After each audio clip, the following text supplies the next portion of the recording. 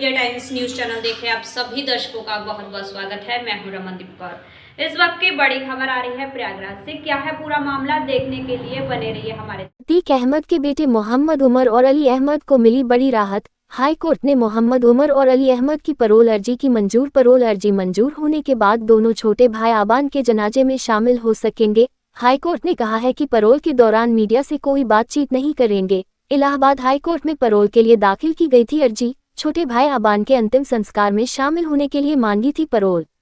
अली के अधिवक्ता सफदर काज़मी ने क्या कहा, आबान अहमद के जनाजे में शामिल होंगे उमर और अली। हाई कोर्ट ने दी एक दिन की पैरोल। पूर्व सांसद अतीक अहमद के बेटे आबान अहमद के जनाजे में शामिल होने के लिए जेल में बंद उनके भाइयों उमर अहमद और अली अहमद की ओर से दायर पैरोल याचिका पर इलाहाबाद हाई कोर्ट ने राहत प्रदान की है। दोनों की बुआ परवीन कुरैशी की ओर से दाखिल पैरोल अर्जी पर हाई कोर्ट में अधिवक्ता सफदर काज़मी ने पक्ष रखा। सुनवाई के बाद अदालत ने उमर और अली को एक दिन की पैरोल मंजूर कर दी। अदालत ने निर्देश दिया है कि दोनों भाई पुलिस अभिरक्षा में जनाजे में शामिल होंगे। साथ ही उन्हें परिवार के सदस्यों से 1 घंटे तक मुलाकात की अनुमति भी दी गई है। निर्धारित अवधि पूरी होने के बाद दोनों को पुनः संबंधित जेल भेज दिया जाएगा।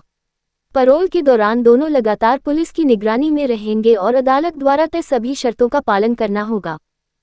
तदफीन के अलावा 1 घंटे की इन्हें मोहलत मिलेगी, जिसमें अपने भाइयों, तीनों भाई और जिसने पिटीशन फाइल करी थी अपनी फूफी, उनके साथ 1 घंटे में ये टाइम स्पेंड कर सके।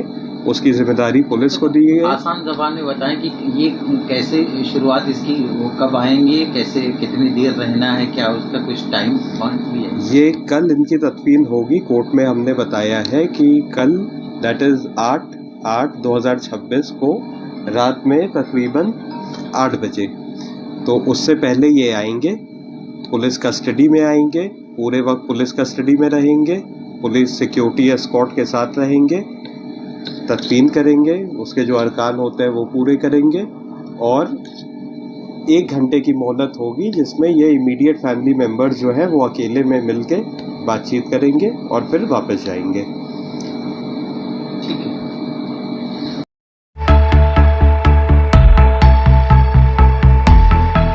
माफिया अतीक अहमद के बेटे का झांसी जाते समय सड़क दुर्घटना में निधन हो गया। इसके बाद पोस्टमार्टम के बाद सब प्रयागराज के हवा गांव पहुंचा, जहां पर रिश्तेदार और गांव के लोगों की भीड़ लग गई। वहीं इस मामले पर जब भारतीय जनता पार्टी शहर पश्चिमी के विधायक से बात की गई कि अतीक के बेटे का निधन हो गया है, तो उनका कहना था किसी के बच्चे की मौत पर राजनीति नहीं होनी चाहिए, लेकिन अतीक के कर्मों की सजा परिवार भुगत रहा। 2 बेटों की मौत हो गई और 2 बेटे जेल में है और बीवी फरार है, तो इससे सभी को सबक लेना चाहिए कि माफियाओं की जिंदगी क्या होती है। साथ ही सोशल मीडिया पर वायरल मैसेज के झांसी आती के बेटों के लिए कल बनी, इस पर कुछ भी बोलने से बचते नजर आए बीजेपी विधायक सिद्धार्थ नाथ।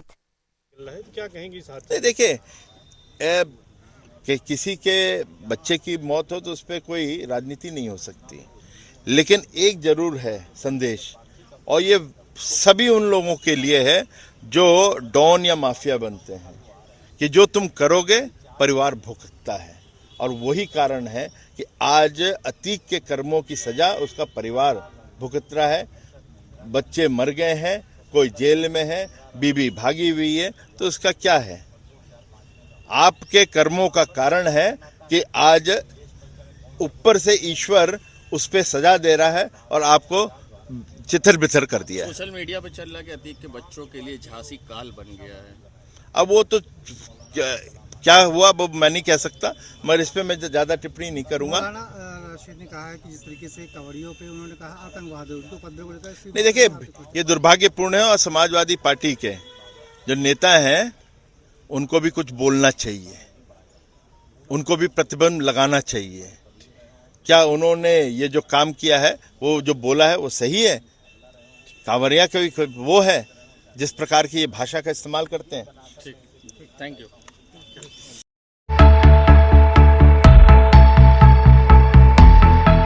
कांग्रेस के प्रदेश प्रभारी राजेंद्र पाल गौतम का बयान।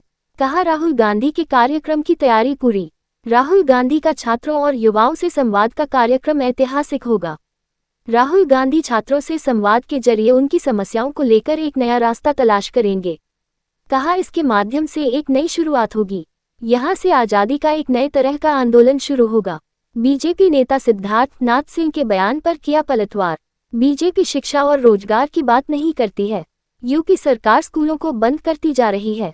बीजेपी सरकार देश के संसाधनों को पूंजीपतियों के हाथों में बेच रही है। कहा, हम ऐसे मुद्दों पर भड़कने वाले नहीं हैं, बल्कि हमारा पूरा फोकस बच्चों की शिक्षा और रोजगार के मुद्दे पर है। सिद्धार्थ नाथ सिंह ने कहा था कि राहुल गांधी अपने दादा फिरोज गांधी की कब्र पर फूल चढ़ाने नहीं जाते। कांग्रेस प्रदेश प्रभारी राजेंद्र पाल गौतम ने कहा है कि बीजेपी कभी भी देश की बात नहीं करती है। कहा, प्रधानमंत्री मोदी और अमेरिकी राष्ट्रपति डोनाल्ड ट्रंप में एक बात कॉमन है। आरोप लगाया है कि मोदी ट्रंप को दोस्त बताते हैं और ट्रंप मोदी को दोस्त बताते हैं। आरोप लगाया है कि ट्रंप भारत से नफरत करते हैं और मोदी भी भारत से नफरत करते हैं। कहा, ट्रंप भी भारत के खिलाफ योजनाएं बनाते हैं और मोदी भी भारत के खिलाफ योजनाएं बनाते हैं। कहा कि सिद्धार्थ नाथ सिंह को इसके बारे में बताना चाहिए। तो छात्रों के साथ संवाद करेंगे, युवाओं के साथ संवाद करेंगे, बेरोजगारी पे भी चर्चा शुरू करेंगे और छात्रों की भी ओपिनियन लेंगे। और अलग अलग जो हमारे हॉस्टल्स हैं, वंचित वर्गों के हॉस्टल्स हैं या दूसरे हॉस्टल्स हैं, वहाँ पे भी हमारे अलग अलग वर्गों के छात्र जाके संवाद कर रहे हैं, उनको आमंत्रित कर रहे हैं, रजिस्ट्रेशन करा रहे हैं। बहुत बड़ी मात्रा में रजिस्ट्रेशन हुआ है और बहुत बड़ी मात्रा में छात्र आ रहे हैं। और चूंकि हम ये मानते हैं कि छात्रों के पास भी अच्छे सुझाव होते हैं, अपने अपने मन की बात कह देने से काम नहीं चलेगा, हमें छात्रों की बात भी सुननी पड़ेगी, उनके सुझाव भी सुनने पड़ेंगे। हो सकता है देश के निर्माण में बेहतरीन सुझाव कोई छात्रों के बीच से आ जाए। तो राहुल गांधी जी छात्रों के साथ, युवाओं के साथ, बेरोजगारों के साथ संवाद करेंगे और संवाद के माध्यम से उनकी आवाज़ को सरकार के कानों तक पहुंचाएंगे, ताकि सरकार भी उनको केंद्र में रख के अपनी योजनाएं बनाए और बजट के अंदर उनके लिए प्रोविजन करे। क्योंकि अभी तक तो बजट ऐसा बना रखा है, मतलब ये समझिए 2% से भी कम, 2 लाख करोड़ से भी कम बजट है शिक्षा का, जबकि शिक्षा के ऊपर ही केवल 3,58,000 करोड़ रुपया बच्चों के पेरेंट्स खर्च कर रहे हैं। तो ऐसी कौन सा बजट बनाया भाई? बच्चों का निर्माण कहाँ से होगा? देश का निर्माण कहाँ से होगा? युवा छात्र बच्चे देश का भविष्य होते हैं और देश का भविष्य जैसा बनाएंगे, जैसे बच्चों का भविष्य बनाएंगे वैसा देश का भविष्य बनेगा। तो मुझे लगता है कि आज सरकार को छात्रों के लिए शिक्षा के ऊपर बजट बढ़ाना चाहिए, स्वास्थ्य के ऊपर बजट बढ़ाना चाहिए, रोजगार के लिए नए अवसर तलाशने चाहिए, एक्सपर्ट से ओपिनियन लेनी चाहिए और छात्रों से भी ओपिनियन लेनी चाहिए। तो मैं समझता हूँ ये एक ऐतिहासिक प्रोग्राम होगा और यहाँ से युवाओं के लिए एक नए तरह का मार्गदर्शन होगा, नए तरह का रास्ता राहुल गांधी जी तलाशेंगे और छात्रों के साथ संवाद के माध्यम से एक नई शुरुआत होगी, एक तरह का आज़ादी का दूसरा आंदोलन शुरू होगा। अच्छा, क्या पूरा कार्यक्रम राहुल गांधी जी का है कल का? राहुल गांधी जी 5 बजे प्रोग्राम होगा और छात्रों के साथ संवाद करेंगे, अपना एक प्रेजेंटेशन देंगे, बेरोजगारी के ऊपर देंगे और शिक्षा के ऊपर देंगे। राहुल गांधी जी के आने से पहले आज सिद्धार्थ नाथ जो है फिरोज गांधी जी की कब्र पर गए, फूल चढ़ाया और कहा कि राहुल गांधी जी यहाँ क्यों नहीं आते, उनसे जरूर सवाल करें और साथ ही कहा कि जनजी को क्या वो संवाद में संदेश देंगे। भारतीय जनता पार्टी को कुछ और करना आता ही नहीं है, शिक्षा की बात करेंगे नहीं, रोजगार की बात करेंगे नहीं, स्कूलों को बंद करते जा रहे हैं, बेच रहे हैं और वो तो बेच रहे हैं, पूरे देश के संसाधनों को बड़े पूंजीपति के हाथ में सौंप दिया। तो ऐसे लोगों के ऊपर हम ध्यान नहीं देंगे, हम अपना पूरा ध्यान छात्रों के मुद्दे पर और रोजगार के मुद्दे पर लगाएंगे। उन्होंने कहा है कि जो अपने ही दादाजी को उनको भूल गए हैं, वो अब युवाओं को क्या लेके चलेंगे? आप भाजपा से ये पूछिए कभी वो देश की बात करेंगे कि नहीं करेंगे? युवाओं की बात करेंगे। देखिए एक बात कॉमन है, आप सब भी समझ लें, एक बात ट्रंप में और मोदी में कॉमन है। मोदी ट्रंप को दोस्त बताते हैं और ट्रंप मोदी को दोस्त बताते हैं। ट्रंप भारत से नफरत करते हैं, मोदी भी भारत से नफरत करते हैं। ट्रंप भी भारत के खिलाफ योजनाएं बनाते हैं, मोदी जी भी भारत के खिलाफ योजनाएं बनाते हैं। तो उस पर बात करें और वो सिद्धार्थ नाथ सिंह जी से उसके बारे में थोड़ा पूछ लीजिएगा। Thank you very much. सारी बातें बता दी हैं। मेरा एक दो आप सबसे जो बात कहनी है, एक दो बातें हैं। जैसा आप देख रहे हैं कि ये कार्यक्रम में व्यवधान लगातार ये सरकार राहुल जी के कार्यक्रम में डाल रही है। राहुल जी ने जो मजबूती से बात उठाई वो आम आदमी की बात, आम जनता की बात, आम छात्रों की बात उठाई उन्होंने, उससे ये सरकार घबरा गई है, परेशान है। कार्यक्रम स्थल तय हो गया, सारी चीजें हो गई, उसके बाद 30 तारीख को कार्यक्रम स्थल का उन्होंने परमिशन दे दिया और 5 तारीख को कैंसिल करते हैं। और समझ सकते हैं कि उसमें कोई, मैंने जो कल जो हमने दिया, इनको लाइन दिया है या जो उन्होंने हमसे शपथ पत्र मांगे हैं, कोई व्यवधान नहीं है। स्कूल कहा उन्होंने कि हमें आप बना कर देंगे, ठीक करके देंगे मैदान, हम कहे ठीक करके देंगे। उन्होंने कहा स्कूल जो हमारा खेल कूद का परिसर है, हमने कहा देख लीजिए, आपके सारे नेट लगे हैं, मीडिया के लोग बैठे हैं, या कैमरा लेकर देख लीजिए, हमने उसको छुआ तक नहीं है। जो चीजें जी पहले से तय है, हम बनाने के लिए आए। जैसा प्रभारी जी काम बेचने वाले, खराब करने वाले, विध्वंस वाले लोग नहीं है। कांग्रेस का काम विध्वंस करना नहीं है, बनाना।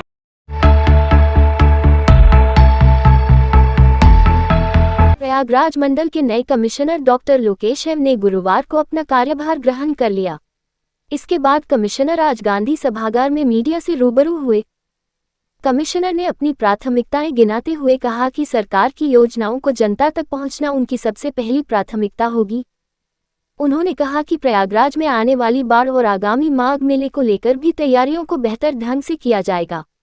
उन्होंने मीडिया कर्मियों से फीडबैक में शहर में जल भराव और ट्रैफिक जाम की समस्या का संज्ञान लेते हुए कहा कि इस दिशा में नगर निगम और पुलिस के सहयोग से काम करेंगे ताकि लोगों को सहूलियत हो।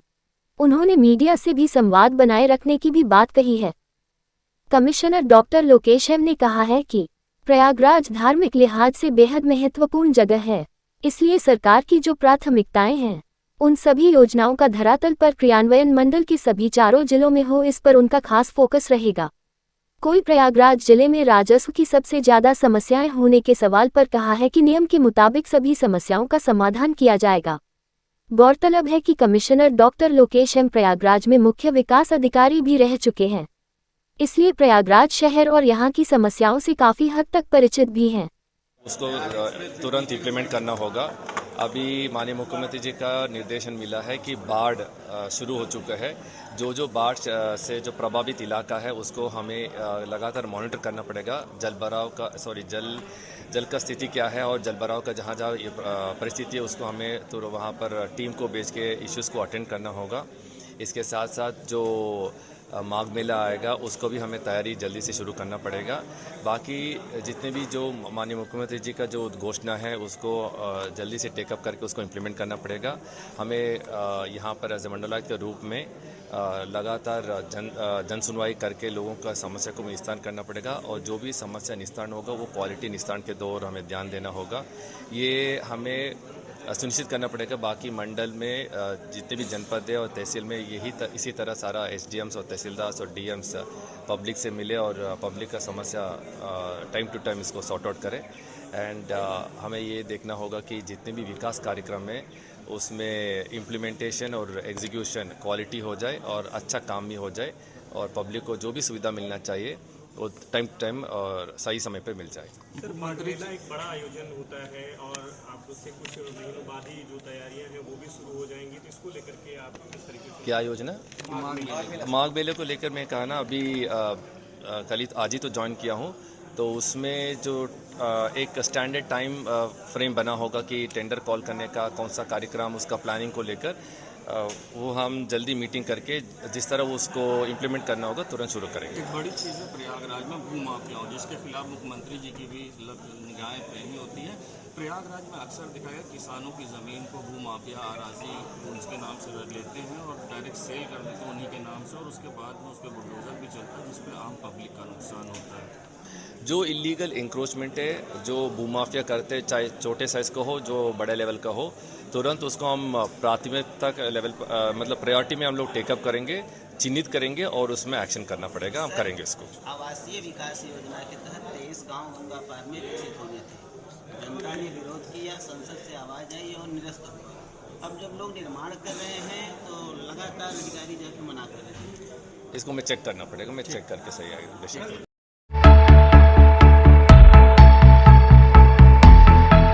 संगम नगरी प्रयागराज में राहुल गांधी के होने वाले संवाद कार्यक्रम छात्रों की गूंज से पहले राजनीतिक गर्मा गई है। राहुल गांधी के कार्यक्रम से पहले यूपी के पूर्व कैबिनेट मंत्री शहर पश्चिमी के विधायक सिद्धार्थ नाथ सिंह पारसी कब्रिस्तान पहुंचे। राहुल गांधी के दादा फिरोज गांधी की कब्र पर फूल चढ़ाकर नमन किया। इस मौके पर विधायक सिद्धार्थ नाथ सिंह ने मीडिया से बात करते हुए कहा कि एक पारसी परिवार की शिकायत पर मैं कब्रिस्तान का निरीक्षण करने आया था, इसलिए फिरोज गांधी की कब्र पर आया था। कल राहुल गांधी आए तो जरूर आप लोग ये सवाल पूछेगा, मगर अपने दादा की खबर क्यों नहीं जाते? जेनजी को क्या संदेश देंगे?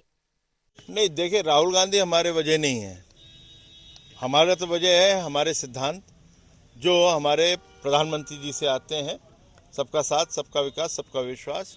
और पारसी समाज भी भारत के नागरिक हैं, उनकी भी सिमेंट्री या कब्रिस्तान उनका भी अच्छा होना चाहिए, सुंदर होना चाहिए, इसलिए है। लेकिन राहुल गांधी आ रहे हैं, उनसे जरूर पूछ लीजिएगा कि राहुल गांधी और प्रियंका वाड्रा, आप जब भी आते हैं तो आप क्यों नहीं अपने दादाजी की कब्र पे जाते हैं, वहाँ पे क्यों नहीं प्रणाम करते हैं, क्यों नहीं झुकते हैं? क्या वो आपके दादा नहीं हैं? तो आपको क्या संस्कृति मिली है कि ये है कि आप अपने बड़ों का सम्मान मत करो? तो राहुल गांधी को जो एक पारिवारिक जो संस्कार के प्रति जेनजी को कुछ समझाना है तो वो कैसे समझाएंगे?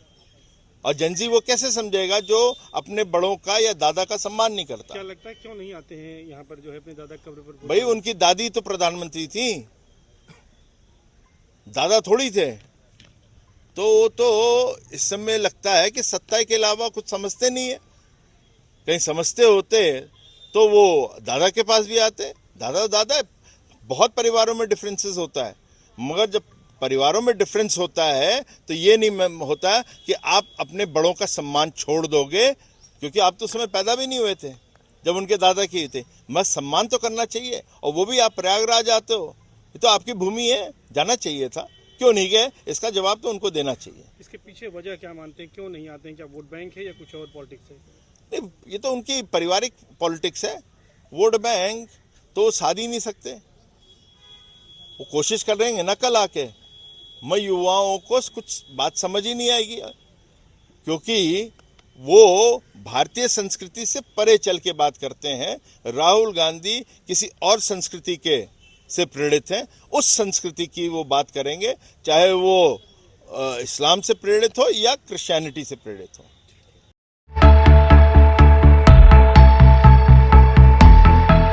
संगम नगरी प्रयागराज के वरिष्ठ पत्रकार दिनेश तिवारी के नाम पर व्हाट्सएप पर ठगी की कोशिश, फर्जी मैसेज भेजकर मांगे रुपए। साइबर अपराधियों ने अब पत्रकारों को निशाना बनाना शुरू कर दिया है। ताज़ा मामला वरिष्ठ पत्रकार दिनेश तिवारी के नाम से जुड़ा सामने आया है, जहां एक साइबर ठग ने उनके नाम और फोटो का इस्तेमाल कर एक अन्य पत्रकार को व्हाट्सएप पर अर्जेंट पैसों की मांग का फर्जी मैसेज भेजा। हालांकि पत्रकार की सतर्कता के कारण ठगी की यह कोशिश नाकाम हो गई। मैं दिनेश तिवारी, अध्यक्ष व पत्रकार, उत्तर प्रदेश पत्रकार कल्याण परिषद प्रयागराज बोल रहा हूं। आज मेरा व्हाट्सएप नंबर, मेरा मोबाइल नंबर 99-19-33-88-11 हैकर ने हैक करके लोगों से पैसे की डिमांड कर रहा है और कह रहा है मेरा यूपीआई बंद है, कृपया मेरे इस नंबर पर 8,000 रुपये से लेकर के 85,000 रुपये तक का वो डिमांड कर रहा है। हैकर का पता चल गया है, मैंने थाने पर एक एफआईआर लिख करके दिया हुआ है और पुलिस उस पर कानूनी कार्रवाई कर रही है। आपसे केवल आग्रह है, विनती है कि मैंने किसी प्रकार का किसी से पैसे कोई डिमांड नहीं किया है। ये हैकर मेरे फोन को हैक करके और पैसे का डिमांड कर रहा है। कृपया कोई भी पैसा, किसी भी प्रकार का पैसा, कोई भी 1 रुपए का ही पैसा वो हैकर को न दीजिएगा, क्योंकि मैंने कोई पैसे की डिमांड नहीं किया है। आपसे विनती है, आग्रह है, मेरी अपील को सुनिए, मेरा सहयोग करिए और मुझे विश्वास है कि आपका सहयोग मुझे मिलेगा और मैं हैकर के खिलाफ कड़ी से कड़ी कार्रवाई कराने का पूरा प्रयास करूंगा। नमस्कार। मैं एक अपील और करूंगा साथ में, जो भी आपके परिजन हैं उनको भी मेरा यही वीडियो, मेरे जो मैसेज हैं, मेरे जो संदेश हैं, उसको शेयर जरूर करिएगा, क्योंकि कोई भी 1 रुपया हैकर को न दे। धन्यवाद।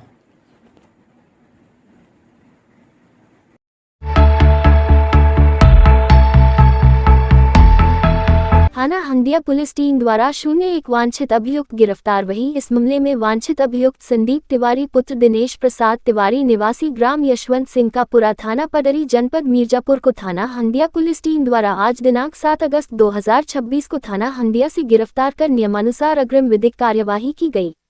उल्लेखनीय है कि गिरफ्तार अभियुक्त संदीप तिवारी उपरोक्त द्वारा आरोहण फाइनेंशियल सर्विसेज लिमिटेड कंपनी में काम करते हुए छल करके कूटरचित प्रपत्र तैयार कराकर 21 ग्राहक व 100 ग्राहकों के मृत्यु प्रमाण पत्रों में जालसाजी करके बीमा दावों से कुल 7,57,500 रुपये का गबन किए जाने के संबंध में प्राप्त तहरीर के आधार पर थाना हंडिया पर मुकदमा संख्या 144/2026 उपरोक्त पंजीकृत किया गया था। वही पुलिस अब इसके खिलाफ विधिक कार्रवाई कर रही। देश दुनिया की खबरों के लिए world media times news channel को सब्सक्राइब करें।